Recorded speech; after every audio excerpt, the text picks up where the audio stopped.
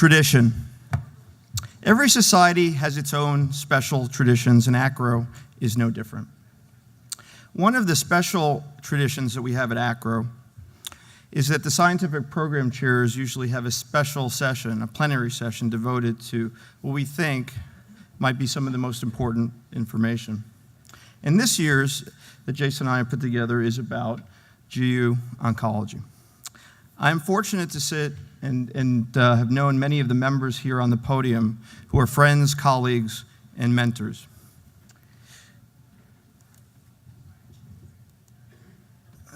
Let's see if we can get this to go to the next slide. So I wanted to set the tone of what this panel will be as we talk about the changing landscape of prostate cancer management. As we all know, things have changed for us as radiation oncologists over the last decade and a half. Now, ACRO has always tried to keep us in stride. I don't know how many of you use this, but ACRO publishes a RadOnc Weekly, a weekly news resource brought to you by the society. And as we reflect on the changing landscape, let's look at the top 2 most accessed GU articles from ACRO's RadOnc Weekly. Number 2, experts call for shorter radiation use in prostate cancer. In this article, a faculty member who I believe is a fan of the Philadelphia Eagles cites research showing shorter radiation treatment, known as moderate hypofractionation, as just as effective as treating cancer while costing less and easing the burden of patients. A commentary was published online by my friend and colleague, Robert Lee from Duke. Now, many of you are familiar with moderate hypofractionation. There have been 3 multi-center randomized trials that have compared shorter and longer approaches, with now over 5,000 patients with mostly low and intermediate risk prostate cancer. And what these seminal trials have shown is probably going to affect how everyone in the audience manages patients. I'm fortunate, and we are fortunate, to have Howard Sandler, who's done an incredible amount over the years in this area, and he'll talk specifically about some of these issues. For number 1, popular prostate cancer therapy, known as SBRT, is short, intense, and unproven in the New York Times. And after talking about a very nice gentleman who is a photographer for the New York City Ballet, he went with a new therapy, surging in popularity, but not known if it is really as effective, according to the New York Times. Now, for us, I think the most interesting piece here is going from the data from 2007 to 2013, an increase in this technique. And again, right now it's 2018. But also as interesting is the number of men who get standard radiation therapy fell from about 66,000 to about 47,000. Is that a function of how we do it, or the fact that with the U.S. Task Force screening program, things have changed for us? So with that, we are going to walk through, and I'm fortunate to have my co-chair, Jason, to be talking about postoperative radiation for high-risk locally advanced disease. Howard Sandler, talking about moderate and ultra hypofractionation for prostate cancer, all rise. Oliver Sauter, speaking on systemic agents for advanced prostate cancer and its integration with radiation. And then where we stand on the landscape of prostate cancer brachytherapy with our Luther Brady winner, who will give a tour de force later in the afternoon. And with that, Jason Eustafio.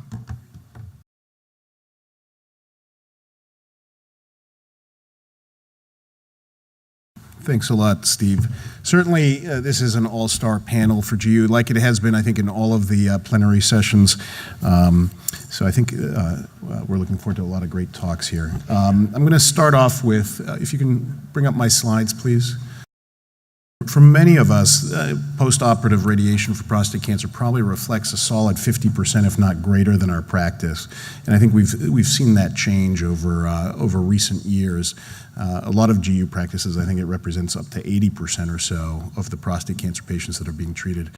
I think there have been some notable changes in the landscape of prostate cancer, one of them being the decrease in the use of PSA screening. And many have argued that that has led to more advanced prostate cancer being diagnosed. Similarly, there's been a huge rise, and I think many of us see that in our practices, of the use of a radical prostatectomy in high-risk patients. And that's happening a lot more.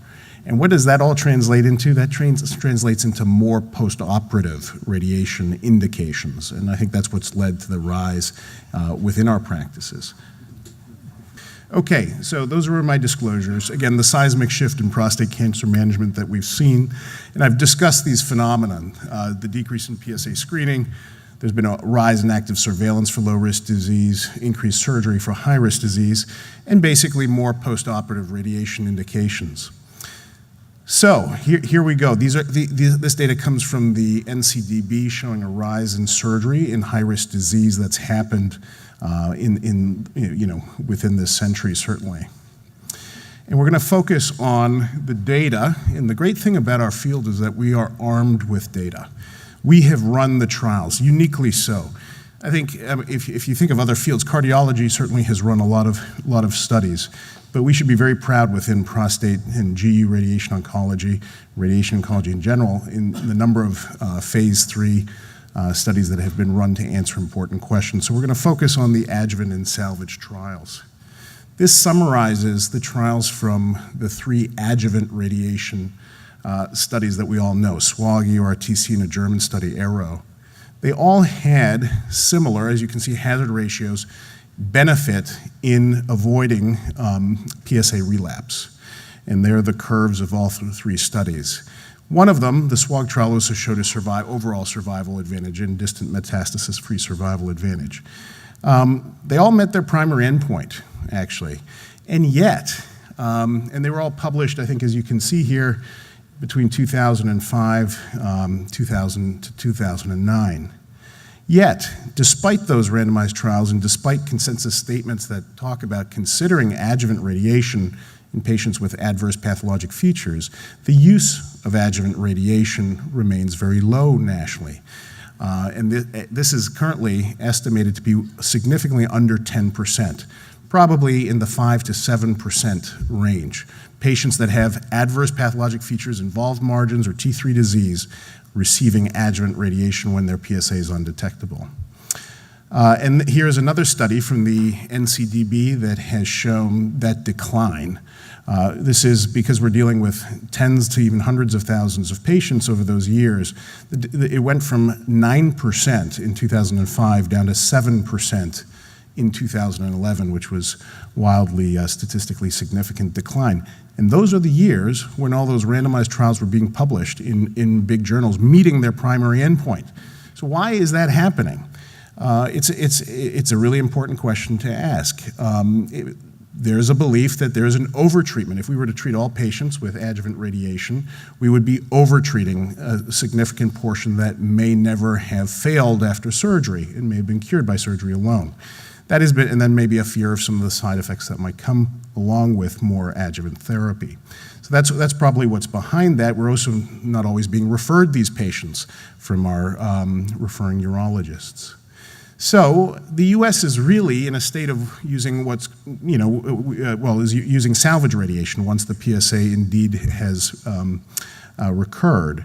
And this is the famous Stevenson nomogram, which sort of helped inform some of the factors that influence the expectation of outcome with the use of salvage radiation. Recently, there was an update of the Stevenson nomogram, and this is one of those recent papers. So I think this was 9 or 10 institutions nationally came together and updated that nomogram. And one of the big messages that came out of that updating was the lower the PSA, the better.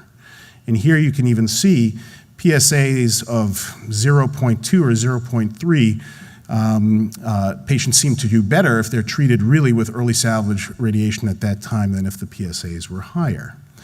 This is just for your reference, an update of the nomogram and the factors that influence outcome when utilizing salvage radiation. So But this hasn't answered the question of adjuvant versus salvage, and more specifically, adjuvant versus early salvage radiation. This year is a paper that we just published. A resident of mine is the first author on that. And we really looked, so we took that multi-institutional pooling of data, the updating of the Stevenson nomogram, and we compared adjuvant versus early salvage patients. And this is the largest sort of cohort that's been able to look at this. And what did we see? We saw panel A, improvements in biochemical progression-free survival. In panel B, improvements in distant metastases. In C, it's prostate cancer-specific survival. In D, it was overall survival. They were all significant. We performed sensitivity analysis because, of course, adjuvant patients are always going to do better because a proportion are never going to recur. If you use the best available nomograms to define what percent should be cured after surgery alone for these kinds of, with adverse pathologic features, at best that number is probably about 45%. To get rid of that difference seen in panel A, you would have had to achieve 56% being cured by surgery alone. So in that sensitivity analysis, even with, assuming 45% of patients were cured by surgery alone, that would not wash away that significant difference. Of course, this requires prospective trial validation, and I'll come to the trials that are actually ongoing and hopefully reporting relatively soon to inform that. This table just shows a few other things that inform how patients do when using post-operative radiation in general. Not only was adjuvant better than early salvage in this study, but certainly the lower the Gleason score, the better. Omitting nodal radiation, you did worse, meaning treating pelvic nodes seemed to portend better outcomes, and using post-operative hormone therapy along with your radiation also portended better outcomes. And we'll get to some trials that inform that. Here are the trials that are ongoing that I refer to as in terms of comparing in a prospective way, in a randomized fashion, adjuvant versus early salvage. Here's one from Australia. Here's one from France, adjuvant versus early salvage. And here's one from the UK called the Radicals trial. Again, if you look at the middle section of it, it's again adjuvant versus early salvage. So data is coming to see if that large multi-institutional cohort data holds true, and it will be very, very interesting, because if indeed adjuvant is better than early salvage, and if nationally we are treating 5 to 7% of patients with it, boy, is there a potential big difference in national practice that might be coming.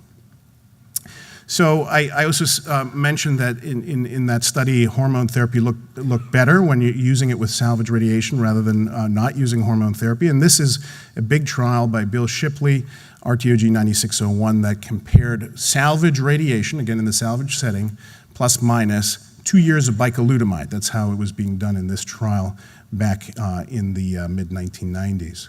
And that trial, as many of you know, showed improved overall survival, reduced metastatic disease, reduced prostate cancer death.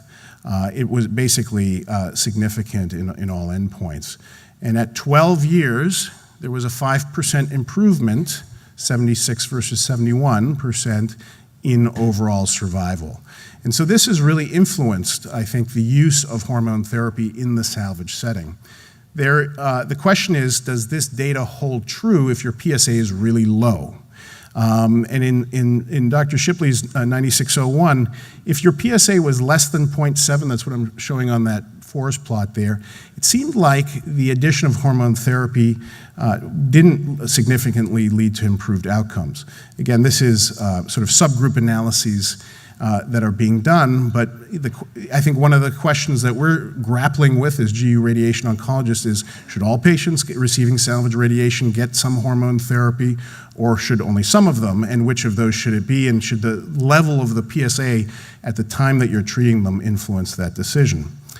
There's also a French trial, a Genitourinary trial, that compared salvage radiation with 6 months of a GnRH agonist. That's more how we use hormone therapy, meaning GnRH agonists instead of bicalutamide.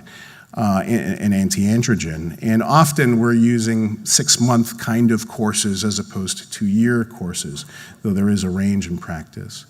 So again, here's another study showing adding hormone therapy to salvage radiation improved outcomes. Interestingly, that trial, if you look at their forest plot, PSA less than 0.5 still had a benefit to the addition of hormone therapy. So it was unlike the RTOG 9601 trial in that way.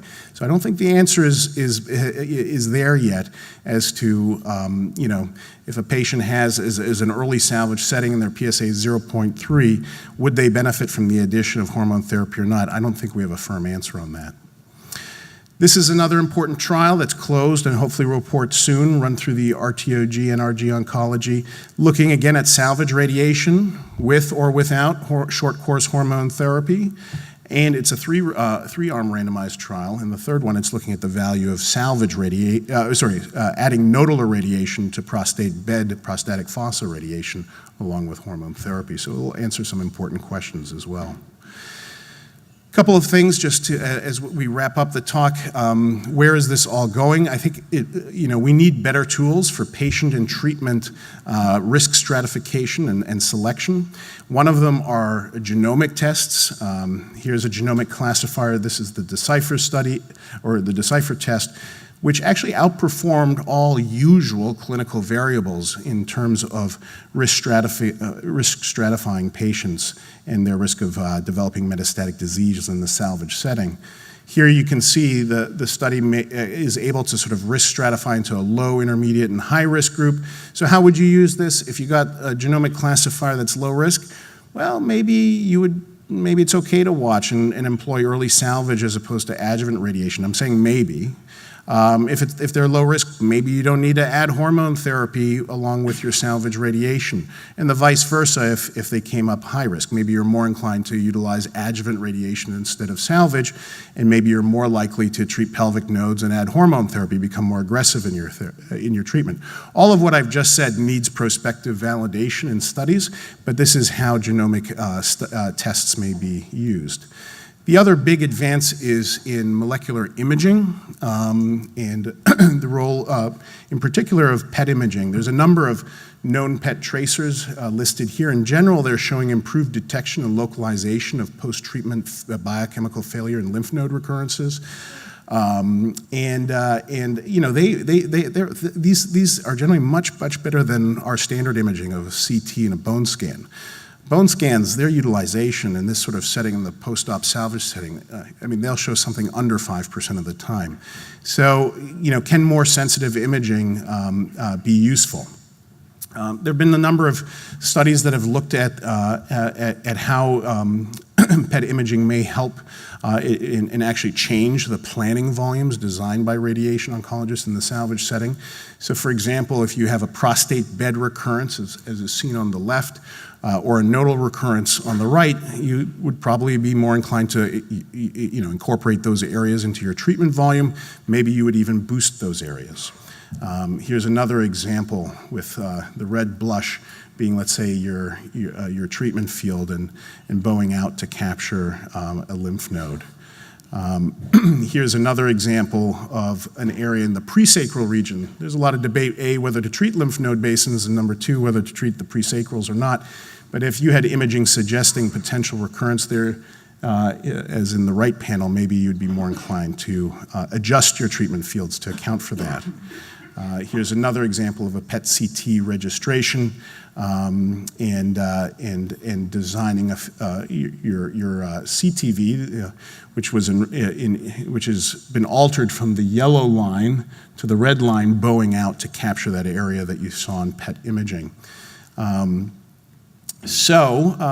There is actually a trial that was recently presented at ACRO called the Falcon trial using fluciclovine PET, which is FDA approved for post-treatment failure, biochemical failure.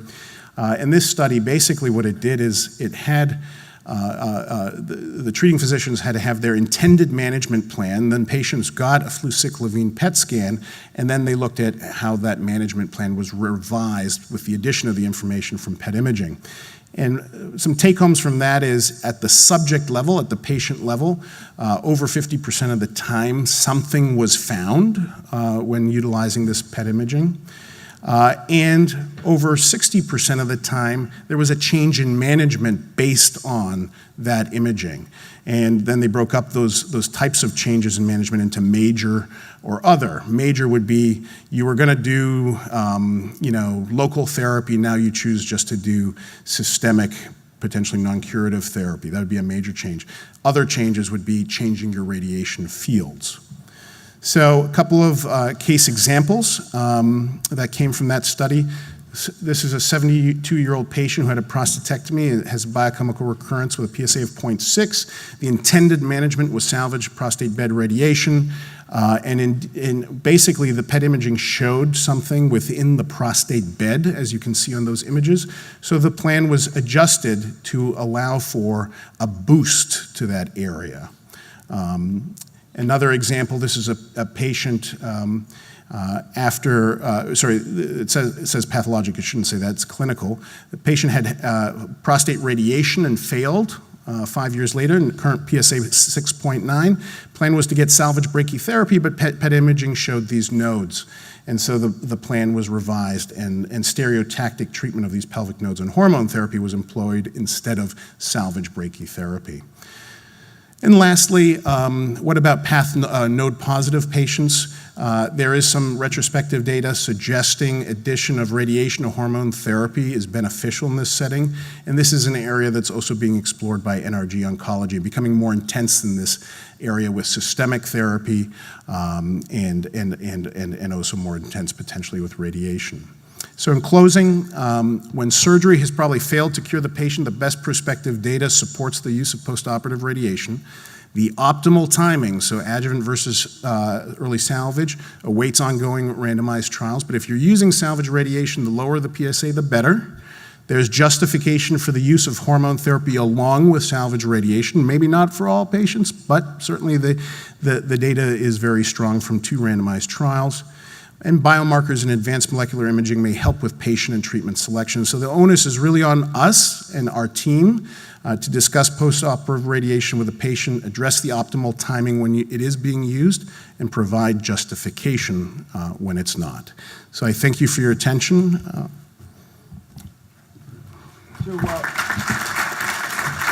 Thank you, Jason. We'll take one question. We have a question from the audience. You ready? What about, you haven't talked about pre-operative MRI of the prostate. If the pre-op MRI shows that there's extracapsular extension, and the technology for pre-operative MRI of the prostate is pretty good now, do our urologic colleagues know that that's the patient they shouldn't operate on, or? Yeah, not necessarily. I certainly think, as you say, preoperative MRI is being used a lot more for upfront staging. Yes, we're seeing more extracapsular extension based on such imaging. I think it's a matter of degree of extracapsular extension. Sometimes it's just a little bit focal extension. I don't think that necessarily precludes doing surgery. Certainly if it's more extensive multifocal extension, patients have to be counseled that they're unlikely to get away with one treatment, that they should be counseled if they're choosing a surgical route, which may or may not make sense, that they are at high risk of needing postoperative treatment. So, yeah, for sake of time, I think we'll move on to our next speaker. Next panelist needs no introduction, but Howard Slater will come up and give us a tour de force about fractions. Pleasure to be here. I see a lot of old friends in the hall. So it's something about our field, isn't it, that it's pretty small, and whenever we have society meetings of one kind or another, it's a chance to catch up with old friends. So here's the title of my talk, the full title, for moderate and ultra hypofractionation. All rise, the jury's in. So I'll go over a little bit of some of the historical background very briefly, and then I'll get to sort of where we are in terms of moderate and ultra hypofractionation based on data such as it is. But this is a paper from 1995 talking about a rationale for fractionation for slowly proliferating tumors such as prostate adenocarcinoma by Jack Fowler, one of the heroes in this space, and by Mark Ritter, who is a former resident, worked with Rochelle Lanciano in the past, and now is at Wisconsin. And interestingly, this paper, you might expect it to talk about the benefits of large dose per fraction, but they actually made an argument for hyperfractionation in this paper. So in 1995, Fowler is writing that hyperfractionation, multiple small fractions, BID fractionation, might have a role for prostate cancer. Well, in 1999, however, Brenner and Hall really set the stage for using larger fractions, and thus, in theory at least, the hypofractionation movement began. This is one of my favorite papers from Fowler that shows what you might expect to gain by doing hypofractionation. So the curve on the right is a standard sigmoid curve showing the improvement in control as you increase the dose using 2 gray fractions once daily. And in the middle, you can see 33 fractions at 2 gray, which they believed sort of was the standard dose when this was being presented. And if you go to the left, you can see the improvement in control that you get with more and more hypofractionated regimens, and they end up with 5 fraction and 6.76 gray per fraction. And that's pretty close to what people are doing for SBRT with prostate. So I think this paper was really very influential in defining what our 5 fraction regimen should look like. I'll also point out just briefly, if you look at the 20 fraction regimen, the dose that's on here is 2.83, which is a little bit lower than the big trials used. But this, I think in general, this kind of way of thinking defined our hypofractionation today. So this is one of the first randomized trials, and it was published in JCO. So even though the Hall and Brenner paper was in 1999, this is a randomized trial that enrolled people just a little bit before that. And their justification in this was really more economic and convenience rather than improvements in outcome. This is the kinds of patients who were on this trial, and they were mostly treated with 2D and 3D in the late 90s in Canada. The design was non-inferiority, so they wanted to see whether a shorter regimen would be no worse than their standard regimen. And standard, remember in the 90s, this is what we were doing, 66 gray and 33 fractions, and their short regimen was 52.5 in 20 fractions of 2.625. And so again, these are doses that maybe were a little bit light, although, who knew at the time? So what were the results? So it actually showed that the shorter regimen had more biochemical failures. So they were unable to conclude that the hypofractionated regimen was non-inferior. In other words, this hypofractionated regimen was not very good. So it was a little disappointing for those in the hypofractionation world. So going forward, though, I'm going to talk about hypofractionation using these definitions, looking at the literature. Moderate hypofractionation experiences that have been published range from about 2.4 gray per day to 3.5. And ultra hypofractionation is for doses of greater than 5 gray per fraction. There is a little gap between 3.4 and 5, but it's a gap that just is a result of what's been studied so far. And I'm going to talk about using those definitions about ASCO AUA guidelines that I've had the privilege to co-chair. These have been submitted for review by the community. We got a gazillion comments back about them and have modified things a little bit, and this is just about ready for publication. Scott Morgan from Canada was my co-chair representing ASCO, and he's going to be listed first always on all publications because he did most of the work. So for moderate hypofractionation, there's very strong and large data sets. I've mentioned just a few of them here. These are all randomized trials that have been performed looking at hypofractionation. It's more than 6,000 participants. They're mostly non-inferiority designs. So the idea that hypofractionation is going to lead to better outcomes is not really well explored in our literature. It's mostly IMRT, which I think is important, mostly intermediate risk, and there's variable ADT in these trials. There was some high risk and there was some low risk.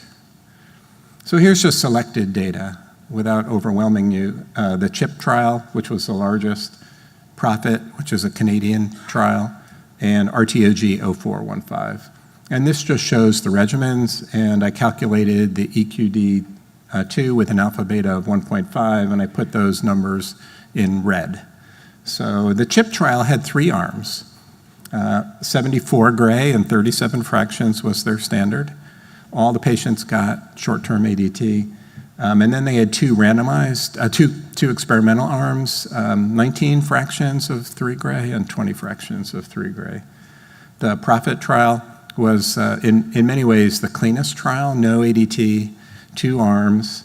Standard was pretty high, so it's a very contemporary high-dose standard arm, and 60 gray in 20 fractions.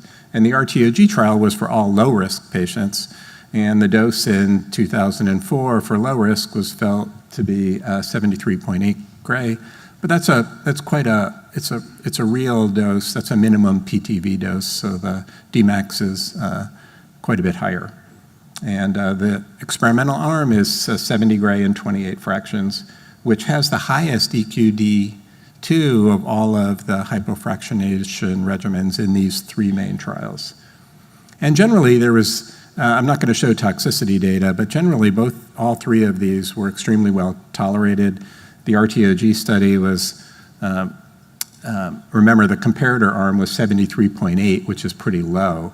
And there was a slight increase in reported GI toxicity, but no change in patient-reported outcomes. And I think if we had done the trial with a higher dose in the standard arm, then there would have been a few more GI toxicities in that arm. So I don't think toxicity is an issue in any of these trials. So here's the curves from the 3 trials. Here's the PROPHET trial with cross-hatching at 5 years, but there's data out at 8 years with about 50 per arm followed out to 8 years. No separation of the curves. PROPHET concluded that 20 fractions of 3 gray was non-inferior to standard fractionation. Here's the CHIP trial. The 3 arms. This is a little bit interesting. It's 20 fractions, 19 fractions, or standard fractionation. And you can see that the dotted line is the 19 fraction regimen. And they were unable to conclude that 57 gray was non-inferior. They were able to conclude that 20 fractions is non-inferior. So I was talking to some of the authors about this. When it was presented at ASCO, I think, when they flew back to England, when they were on the plane, they all decided to switch to 20 fraction regimen immediately when this was presented. And I can't really fault them for that. This is a huge study with more than, hundreds of patients followed out to 6 and 7 years with no difference between standard and the 20 fraction approach. This is the RTOG data for low-risk patients. The yellow line is the hypofractionation arm There is no statistical difference between these two curves, but it is a little intriguing that they separate a little bit, slightly favoring the 70 gray arm. It's possible with these low-risk patients that you wouldn't even expect there to be much of a difference in the first 5 years. So I think this is intriguing, and the 70 gray is a little bit more intense from a BED perspective. So in the guideline statements that are close but not published yet read like this: in men with low and intermediate risk prostate cancer receiving EBRT to the prostate with or without radiation to the seminal vesicles, moderate hypofractionation should be offered. And in men with high-risk prostate cancer receiving EBRT to the prostate, in men you're not giving radiation to the lymph nodes, to a moderate hypofractionation should be offered. So if you're giving nodal radiation, then this recommendation would not apply. So here's just a few comments about the moderate hypofractionation space. Some potential criticisms that we saw. One is that the follow-up is too short. It's it's somewhere less than 10 years of follow-up for outcomes. I would argue that that there's hundreds of patients followed more than 5 years. I would argue that most toxicity occurs in the first few years. So I think there's enough patient information on toxicity to make us comfortable that it would be safe to do. But there are some people who feel very strongly that there's not enough time.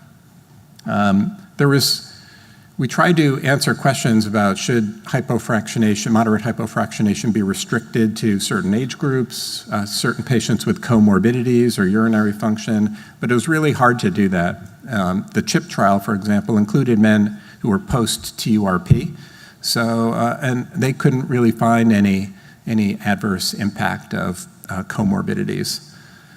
We recommend that if you do moderate hypofractionation, that you follow the constraints in the trial. For nodes, the guidelines don't apply if you're giving nodal radiation. We got a lot of comments about proton therapy, and protons were not either in or out of the guidelines. This was not a guideline to attempt to show that proton therapy is an acceptable treatment for prostate cancer. So we kind of put proton therapy to the side, but we got a ton of comments from people saying, what about protons? And it's just, ACRO should do another guideline on proton therapy for prostate cancer, Jason. So what about 60 gray and 20 fractions or 70 gray and 28 fractions? So the guideline says both of these are acceptable. And because these were never compared. So we don't know whether one is better than the other. Both have been used in randomized trials. In my own practice, I like the 70 gray and 28 fraction regimen. I helped design the RTOG study. I'm a co-author on that. I do like the concept that it's a little higher BED, and the constraints on that trial were pretty easy, and I've toughened up my normal tissue constraints, and so I feel extra comfortable about the safety of that regimen. And IMRT is recommended because most of the patients in the randomized trials were treated with IMRT. So now I'll talk about ultra hypofractionation. So that's the name that we decided to use without a space between ultra and hypofractionation. When you're on guidelines panels, you spend time arguing about stuff like that. So it's ultra hypofractionation. No randomized trials, so non-randomized data sets were reviewed by this committee. Patients were carefully selected in the experiences by prostate size and other factors. Follow-up is limited, and most of the patients in the literature universe for ultra hypofractionation are low risk. So here's typical data. This is a paper that was published in Clinical Oncology in 2017 from Canada. So this is, I'm not saying this is the best paper or not, it's kind of a recent paper, and I'm just kind of showing you the quality of the data that we, as a guidelines committee, were wrestling with. So this was a large Canadian prostate cancer database. Their regimen they call it, SABR. I usually call it SBRT. So maybe I can just see a show of hands. How many use the term SABR, S-A-B-R? And how many use SBRT? Okay, that's what I thought, but there's something about, SABR. Gamma knife, SABR. Anyway, so in Canada, they call it SABR, 35 gray in 5 fractions. So they had this large database, thousands of patients, and they had 80 SABR patients. So it's the kind of literature we're dealing with, and they did sort of a matched analysis with external beam and LDR, and it's a little hard to see, but these are EBRT versus SABR, and it's 40 patients in each of these arms. And they had no biochemical failure with when they used this SABR regimen. And statistically, this is significant. So their conclusion was in this non-randomized database that SABR was a little better than standard fractionation. So here's just a table that shows that, yeah, there's a fair amount of patients who've been treated with ultra-hypofractionation. But these are kind of, selected patients, single institutions with a decent follow-up. But can we really use this to say that ultra-hyperfractionation should be standard of care? It's somewhat challenging. If you look at the dose schedule, it's generally pretty close to mostly being around 6.25 to 7 gray per fraction. So that's where the largest experience is. Now, there are some randomized trials. None of these have been reported, but for us as a guidelines committee, this is the type of evidence that we would want to make recommendations. So one of these is the Miami Heat trial. I saw Matt here. How's that trial going, Matt? Good?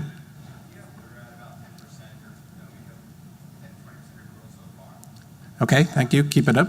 So a randomized trial of 36.25 in 5 fractions versus 70.2 in 26 fractions. It's accruing.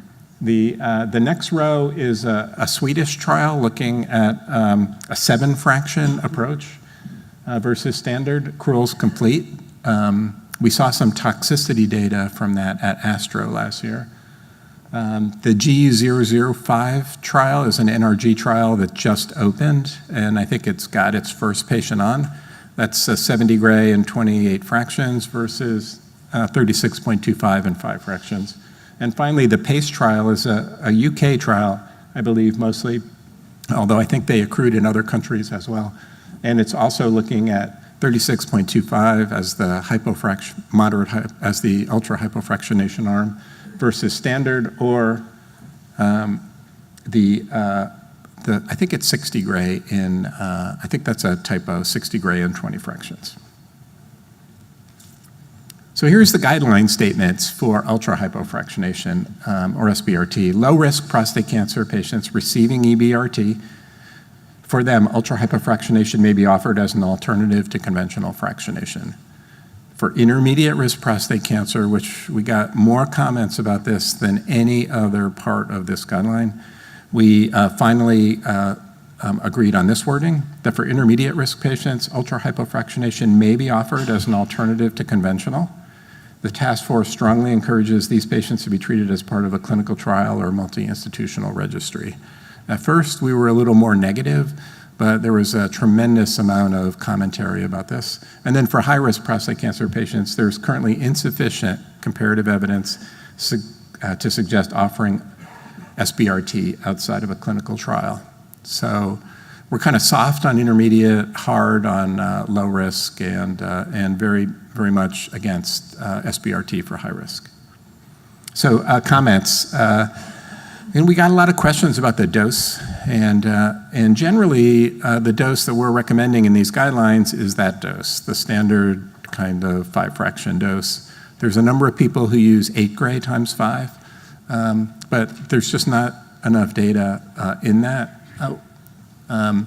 Importantly, we say in the guidelines that we mentioned that it's a PTV dose, so it's a minimum PTV dose. Some of the other trials have given like 8 gray times 5 to the CTV, and accept a lower dose to the PTV. So it's a little hard to compare dose schedules depending on where you prescribe. We recommend, there's limited evidence on this, we recommend not treating on consecutive days. There's one sentence in one Stanford paper about rationale for that. Concern over prostate size greater than 100, sorry, it's a typo, should be 100 cc's. Constraints, follow them. IGRT recommended, and modulation of some kind is also recommended. So in summary, moderate hypofractionation, the level of evidence is very strong. The jury is in. Moderate hypofractionation is acquitted as a treatment for prostate cancer. For ultra hypofractionation, the level of evidence is weakish, weaker certainly than the moderate. It's easy to justify in low-risk patients. Those are patients who, maybe don't need any radiation at all. So I think it's safe and it's reasonably effective. But for intermediate and high risk, it's my feeling, and I'm editorializing here a little bit, that the jury may still be deliberating.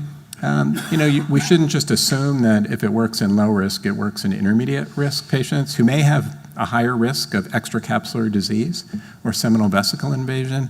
So it's conceivable that with tight SBRT margins, we could be undertreating neoplasm. So I wouldn't, I just think we need more data in this space. And fortunately, we have randomized trials that will help us figure that out. Thanks.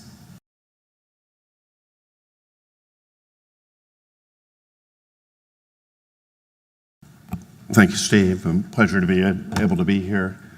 Really enjoy the opportunity to talk a little bit about advanced prostate. And this area is changing so rapidly right now. It really is quite fascinating. And I call it a paradigm integrating genetics, imaging, local and systemic treatments. And that probably doesn't do justice because it's more than that.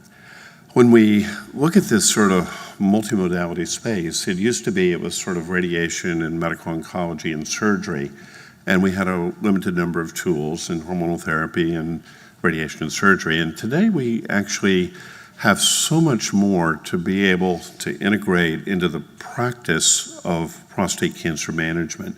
Yes, for hormonal therapies, but the new targeted therapies are coming, immunotherapy is coming, chemotherapies, in part due to Howard Sandler's 0521, surgery, radiation, nuclear medicine, molecular pathology, genetics, genetic counselors.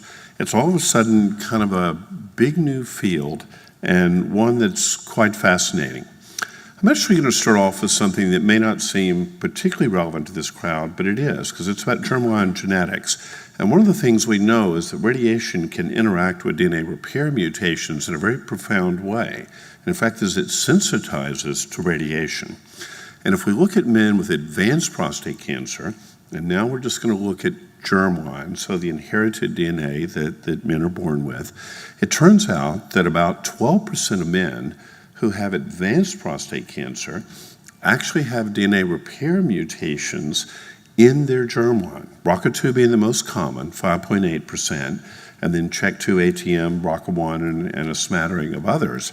And this is much higher, 4.6% for localized cancer, about 12% for metastatic. And the interesting thing is it has a relatively unclear association with family history. We actually published a paper that said if you just use family history to sort of drive the testing, that you're going to be missing about 37% of the cases. So this is something new, and currently at a number of the centers, all men with advanced prostate cancer are getting tested with germline mutational analysis. Why are these important? Well, there's implications for targeted screening and early detection for those men who may not have prostate cancer yet, and we know that those individuals who have these alterations actually have a poor prognosis and early age of onset. But it also has real implications for future therapies. If we look at other studies and sort of integrate the germline and somatic mutations, at least 59%, or 59%, and it may be higher because sometimes the analytic capabilities were limiting, 59% of the patients with germline alterations have a second allele altered in the tumor. And there, you really might get some synergy with radiation or PARP inhibitors or platinum, and maybe PD-1 inhibitors if you're looking at what we call mismatch repair. And that's just sort of today, and tomorrow it might be much more. There are also real implications for genetic counseling for family members. If a woman has a BRCA lesion, the implications for breast cancer, ovarian cancer are quite profound, and you may end up with prophylactic mastectomy or oophorectomies. So just blasting into the hormone-naive metastatic prostate cancer space, we've had changes. From 1941 till 2015, we had one standard, and that was ADT, and we would argue about antiandrogens like bicalutamide or flutamide. But in 2015, Chris Sweeney presented a very provocative trial called CHARTED, which demonstrated that docetaxel, when added to ADT, was very appropriate for high-risk metastatic disease, and people would live longer. And it was a little bit debatable for low-volume disease, and I won't go into the details, but in 2017, it changed again, and there were two trials called STAMPEDE and LATITUDE that looked at ADT plus abiraterone prednisone. These were presented at ASCO and then published in the New England Journal, both positive. I'll present one very briefly. But the bottom line is that androgen deprivation alone, or ADT bicalutamide, is no longer the standard of care for newly diagnosed metastatic disease. And as I travel around, it's sort of interesting to me that a lot of people are just giving ADT for these advanced patients, but it's not really the standard of care today. This is data from the so-called LATITUDE trial. And if you look, there's a survival advantage shown on the left. The hazard ratio, by the way, was about 0.62, which you can see down in the lower left. Radiographic progression-free survival. Here's the PSA progression-free survival. It's actually quite profound. On the placebo, which is not placebo, it's ADT plus placebo. The time to PSA progression in this group is about 8 months as compared to about 32 months, so about a fourfold improvement in time to PSA progression. Well, now you can begin to visualize that maybe these new hormones are going to be appropriate when we're giving old hormones, whether that be with radiation or in a variety of contexts. We just heard Jason present about the salvage setting where ADT might be involved. We know about the high-risk patient. It was interesting that the STAMPEDE data set actually compared the ADT and docetaxel versus the abiraterone, and what they showed was overall survival was about the same. So I think in some ways we now have two standards of care, either ADT abiraterone or ADT docetaxel. And I'll tell you, most people today are actually choosing the abiraterone in the United States because not being chemotherapy, it's better tolerated. But I'll tell you, outside the US, many people are using the docetaxel because it's generic and cheaper, and it's only 6 cycles. So you can go back and forth, you can have your own debates, but most of my patients are going with the ADT abiraterone. Very quickly, two problems in localized prostate cancer. There's the overtreatment of indolent disease and the undertreatment of aggressive disease. And if we look at this aggressive disease, I think a lot of people don't realize how poorly we're doing. This is all comers, but greater than 20,000 patients by Jonathan Epstein at Hopkins, looking at these high Gleasons, and this was part of his reclassification of Gleason, separating the 3+4 and the 4+3, separating the Gleason 8 from the 9s and 10s. But look at the number of patients who are going to be relapsing. And, it's 80% relapse for these high Gleason patients. Nobody can really feel good about that with surgery alone. And that's one of the reasons why I think you're getting so much salvage radiation today. These patients are coming into your practice. Everybody knows that ADT can improve survival when given in combination with radiation, but it's interesting that now we're getting some new insights, and Felix Feng is not here, but he led a group that helped to analyze some of the luminal and basal subtyping in prostate cancer. This has been going on in breast for a long time, but in prostate it's relatively new, and what he showed was quite interesting. He was able to show that the luminal B, and this is the upper left in the Kaplan-Meier curves, actually improved quite substantially when ADT was added. But the non-luminal B, which was a grouping of luminal A and basal, that there was no benefit to ADT.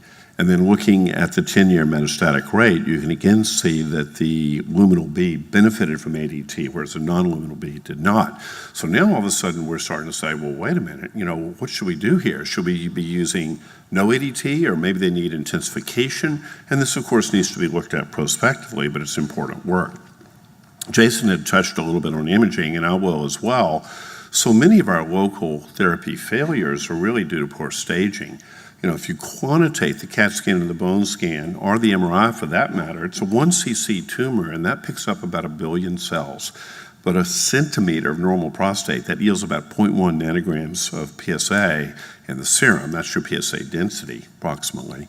And it turns out that there's a lot of cells out there that we're likely missing on these high Gleason score cancers. So now we're beginning to look at this newer imaging. PSMA imaging is being used more and more in selected centers. There's fluciclovine, which I think is particularly important because it's now FDA approved and reimbursed by Medicare. Now, there's a whole series of non-reimbursable patients out there in the Medicare Advantage plans. There's plus minus, and the non-Medicare patients is going on. But the fluciclovine is something that I think you're going to see a dramatic rise over the next couple of years, particularly as the reimbursement begins to kick in. Choline PET has been used at Mayo for a while, but pretty much only at Mayo. It's an interesting test. You can pick up this disease, but quite frankly, I think fluciclovine is probably equivalent, and maybe PSMA is a little better. We don't really have good comparative studies yet. I think it's fascinating when you look at imaging as something beyond just the location of the disease. If you're doing CAT scans and bone scans and MRIs, you're saying, oh, I see disease there, I see disease here. It's up in that lymph node. But actually, there's all sorts of information that you can garner with some of the novel imaging, and this is just a couple. You can manage to image the PD-L1 detection, the PD-L1 ligand, which is important in immunotherapy. You can look at CD8-dependent cells and their responses to immunotherapy. You can look at the androgen axis. You can look at neuroendocrine differentiation. You can look at the hypoxia in various forms. So with the new molecular imaging comes not only the ability to localize the tumors, but also to be able to understand their biology in more detail, something I think is quite fascinating we're going to see more of. Now, androgen receptor is great. I love the androgen receptor. But there's so much more now. We have the targeted therapy with DNA repair alterations, mismatch repair, PTEN deletion, EZH2 overexpression, BRAF mutations, etc. And we're developing targeted therapies for many of these. Chemotherapy, yes. Targeted forms of radiation, yes. The radiopharmaceuticals, SBRT, or SABR, as we just heard. It's kind of interesting. I didn't quite think about the SABR in that way till now. Immunotherapy, and then all sorts of combinations. And this is really moving. If I'm going to talk about that, however, I'm going to talk for a long, long time. Targeted radiation is really quite interesting, and one of the targeted radiation forms is radium-223, which we've been involved with. Now, if you haven't seen it, it's a little bit of a stunner. There was an abiraterone plus or minus radium trial that was stopped early by the Data Monitoring Committee. And it turned out there were more deaths and more fractures with the combination. That's still being sorted out, but there was a warning that was submitted by the company about using abiraterone and radium together. So right now, don't do it. We need more information. One of the problems with radium is it only goes to bone. And it actually, I think, does a pretty good job of treating bone cancers, but there are other locations that cannot be neglected. So now, using those imaging molecules that we talked about earlier with PSMA, you can put therapeutic agents onto these, and there's some chelation spots, which are marked with arrows over on the right, that you can insert isotopes such as lutetium-177, bismuth-213, actinium-225, to be able to turn these imaging agents into treating agents, and so-called theranostics. And this is an area that's really, really hot right now. So there's an agent called PSMA-617 that's gotten a lot of play in Germany, a lot of play in Australia. Just starting now, there's XL Diagnostics in Houston is doing this, UCLA is doing it, but in a very small trial and at $50,000, $60,000 a patient. However, PSMA-617 has been bought by a small biotech company. There's a phase 3 in planning right now, and it's going to be very near term. This is going to go to phase 3 this year. The sites are going to be opening up. You can also target PSMA not just with the small molecules, but with antibodies and antibodies and minibodies. And if you're at Cornell and listening to Neil Bander, he will wax eloquent about the advantages of using an antibody. I'm not sure, we don't have comparative studies, but let's just say that there's lots of interest in this area and lots of people moving it forward. A lot of interest in alpha particles, maybe better than betas, I'm not sure. We need targeted alpha particles. From Heidelberg, we have some really quite phenomenal data. This is just a case report, but it's a 9th line of therapy, somebody who had failed LHRH analogs, docetaxel, abiraterone, enzalutamide, radium, abiraterone, estramustine, had a PSA of 2,900, and they end up going into complete remission as measured by PSMA scan and PSA. And what you might also note is that there were some salivary glands in that first scan, and there are no salivary glands on the second and third scan because you can really ablate some of the salivaries pretty well with this therapy as well. But nevertheless, pretty provocative and something that has got a lot of people excited and trying to move forward. So what are we doing today? These are just some ideas. You know, this is conceptual, not detailed, but radiation with alphas and betas and combos. And there are trials to put the alphas and betas together, by the way. There may be some rationale. Radiation and novel hormones, Abi and Enza, but also apalutamide, which is going to be FDA approved, and darolutamide, which is going to be analyzed in some phase 3 trials. Radiation in patients with DNA repair defects, and now we know more about it. I have a radium-treated patient with a BRCA2 biallelic, and he just went on and on and on with this radium. We have radiation in PARP inhibitors, radiation with ATR inhibitors, radiation in high-dose testosterone, that's kind of an interesting one. Radiation in various old and new radiosensitizers, radiation in immunotherapy. My goodness, there's all sorts of things to do. So with that, thank you very much for the opportunity to be here.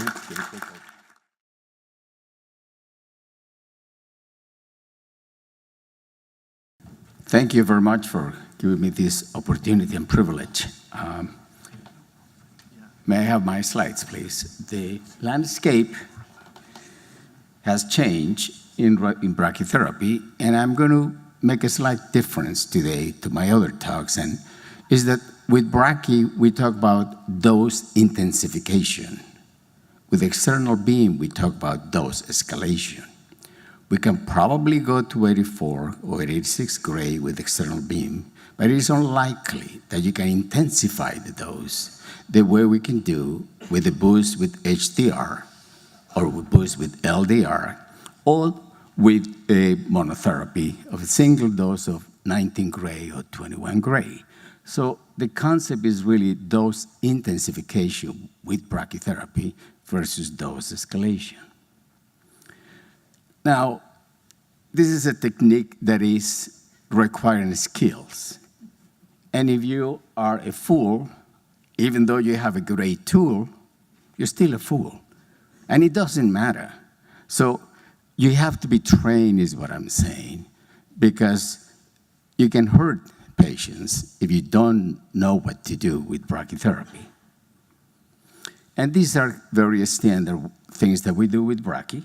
We can certainly, in the area of the Gleason 7 on the left, you can modify your dose, or in the right with the Gleason 6. You can paint that dose very easily, probably much more easier than with external beam, with the certainty that you are delivering the dose, because when you have 16 needles on that prostate, and you treat for 5 or 10 minutes, that prostate is not going to move, I guarantee you that. So organ motion and organ deformation is not really an issue with brachy. And you can have these spectacular DVHs for which the dose to the rectum is basically nothing. Now, following the theme that Howard mentioned about the alpha beta, I published this data with David Brainerd, and was the first data set produced with HDR brachytherapy. And I also enlisted Howard Thames from MD Anderson to have 2 referees in looking at the data and see what is the alpha beta ratio for HDR. And we were doing at that point 3 fractions of HDR, doing 2 fractions of HDR. And you can see here that in the lower curve, you have the 3 fractions, and the solid line is the fitted of a 1.2 alpha-beta ratio, which is different than the dotted line above, which is the 5 alpha-beta ratio. When you look at the two fractions, again, the solid line is the fitted for 1.2. So you can see that whether you do 2 fractions or 3 fractions, the alpha-beta ratio is very low for HDR brachytherapy. But there are other people that have also published on LDR with external beam, but we are the only one who has published on HDR brachytherapy. But all of them are consistent with being very low. Now, this is one of our papers that talks about dose escalation, improved cancer-related events at 10 years. The escalation in this case was done with HDR brachytherapy, as we will be increasing the dose, and we were talking about 10-year results. And basically, the HDR was given upfront before the external beam for biological reasons, and somewhere in between external beam. And we're talking about 472 patients, and you can see on the left side the 3 fractions of 5.5, 6, 650, 825, 875. And then what I call the high BED, which is 950 times 2, 1050 times 2, 1150 times 2. You can see the follow-up in the middle that are somewhere between almost 11 years to 5.7 years. And this is what it shows, that if you look at biochemical control, and we're talking about somewhere between 10 to 15 years, if you give these patients a high BED, which means a high HDR boost, versus a low HDR boost, it's a huge difference in control. And if you look at metastasis-free survival, which is a very good endpoint, you can see also a statistically significant advantage of giving these intensification doses of 1050 times 2, 1150 times 2, plus 46 grade 2 of external beam. And you can see here in the table that for the high dose, I don't know that we have a pointer here. For the high dose, which is the second line, one thing that I want you to do is to look at the metastatic rate is only 5.7%, and we're talking about 10 years. When you look at the all prostate-related events, including cancer death, is less than 20%. Now, 500 patients with 10 to 15-year follow-up, giving you only an 18.9 of cancer events related to the prostate cancer is very good, but also raise the question, do we need to put these patients in hormonal therapy just because they have high-risk features? Perhaps we need to identify these patients better before we give these patients hormonal treatment. This is our experience with Gleason's 8 to 10 that was recently published, treated with external beam and high-dose rate brachytherapy. And we're talking about a large number of patients. What you can see at the 10-year outcomes is that when you look at the patients that receive hormonal therapy in this group of patients at Beaumont versus those that did not, hormonal therapy only improved on local relapses. All the other parameters, whether it's cancer-specific survival, whether it's overall survival, biochemical control, were not improved by this data, this group of those intensified patients. Now, there are radical prostatectomy series that were published, and this is a comparison attempt for what it was being published at that point in time. And the largest series clearly is the one in the middle by Borjan from the Mayo Clinic. And you can see that they have 584 patients versus our series at the end that has 483 patients. It's a very large series.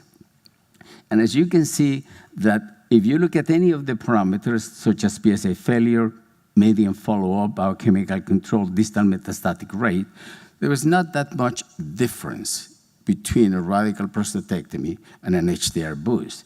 But the main difference that I want you to look at the last adjuvant therapy. In the Mayo Clinic, 38% of the patients have adjuvant hormonal therapy, and 28% have salvage hormonal therapy. So over 60% of these patients require hormonal management to have the same results of those patients with an HDR boost, for which only 13% we utilize hormonal therapy. There is also series with radiation. However, it's difficult to look at the ones that have only Gleason's 8, 9, and 10 because the majority of the radiation therapy series talk about high-risk disease. So it's not very difficult, not very easy. But you can see the data from Selesky or the data from Cuban. Probably the most significant is the data from Stock, which is an LDR boost. And you can see that basically the results with the LDR boost or the HDR boost are very comparable. However, they seem to be better than what we can do with the doses, even up to 86.4 that Selesky was using. Now, there are randomized clinical trials, but most people don't recognize them. And I'm going to show you one of the randomized clinical trials from England for Peter Haskin. And basically, he randomized patients between external beam alone to 78th grade versus external beam with an HDR boost. And the primary endpoint was biochemical and clinical relapse, and you can see the secondary endpoints. This is the graph that he shows, for which the P is significant at 0.04 in favor of an HDR boost. Again, it's a randomized trial. Now, his conclusions are the external beam plus the boost result in a significant improvement in a 31% reduction of the risk of recurrence. 31% is very similar to what the Canadians have shown with LDR brachytherapy.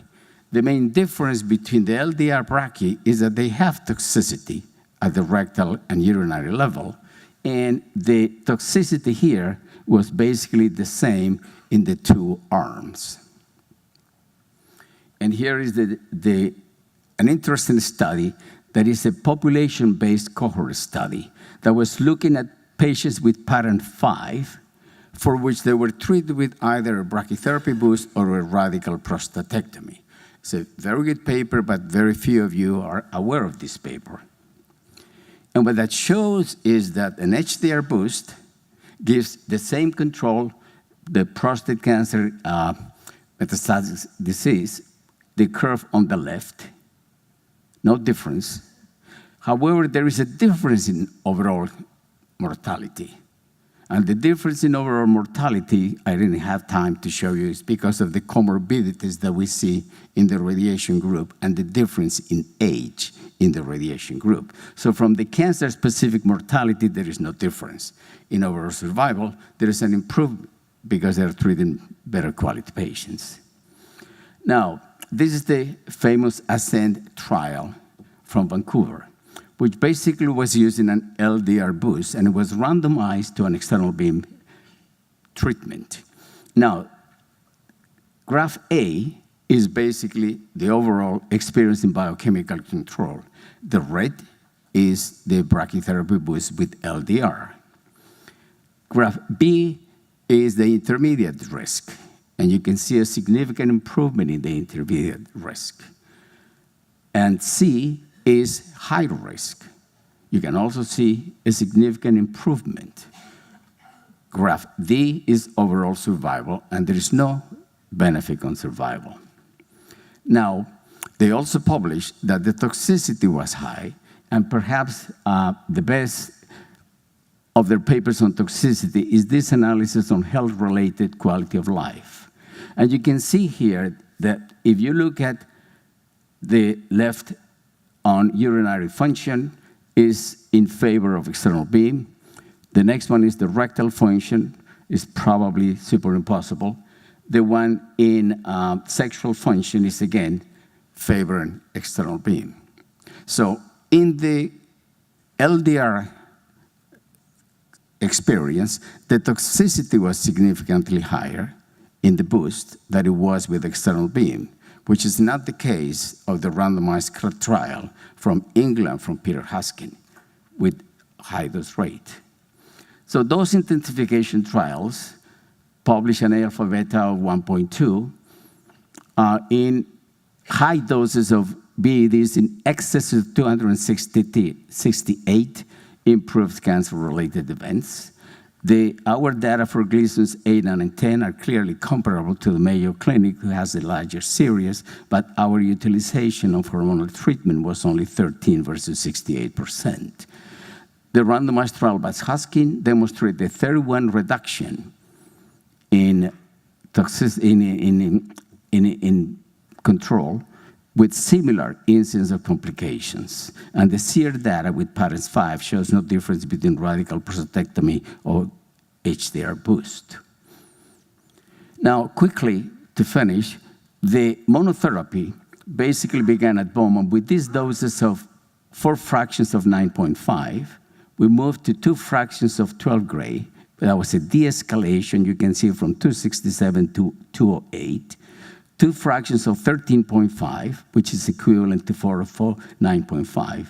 Then a de-escalation to 1 dose of 19. And what you can see is that for a single dose, 19 gray, versus the 2 fractions, there was no grade 2 toxicity. This is chronic gastrointestinal toxicity. This is remarkable with these doses.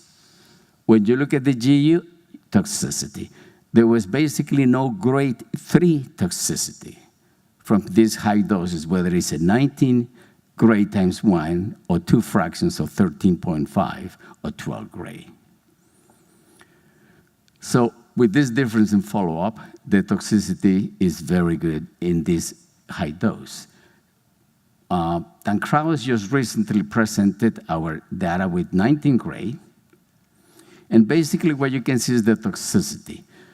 The lower curve here is the single dose of 19 gray, and this is the chronic GU toxicity, as you can see, is very, very low. This is the chronic GI toxicity, again, much less than 10%. The erectile dysfunction is very interesting, the 19 gray. You can see that grade 2 or greater in blue is relatively low and gets better as it does with prostatectomy over time. So in conclusions, that single fraction of 19 gray published by Dan Krause shows that it's a very well-tolerated toxicity and has very low toxicity. Now, there is other people who have been published on these high doses. Prada from Spain has published on 19 gray as well as 21 gray. Hopkins has published, Hopkins in England, 19 gray and 21 gray. Sambugulu has published 19 gray. Gerard Morton just completed a randomized trial between 13.5 times 2 versus a single of 19. Krause just completed a 21 gray, and we are beginning a randomized trial of 13.5 times 2 versus 21 gray. So this is my last slide. Whenever a new discovery is reported, the scientific world says first, it's probably not true. And that's what happened to me when I present my HDR data for the first time as ACRO. A very famous member of ACRO accused me of being unethical. And I answered to him, perhaps it was my accent, that he didn't realize that I said this is a human investigation approved study. He was quiet. 18 months later, that famous radiation oncologist published an editorial in the Red Journal of how marvelous HDR should be for prostate cancer. Thereafter, the truth of the proposition has been demonstrated beyond any question. What are they saying about HDR? Yes, it might be true, but it's not important. We just keep going with external beam. Finally, when sufficient time has elapsed to fully evidence its importance, they say, yeah, I think it's important, but it's no longer new. Thank you very much for your attention.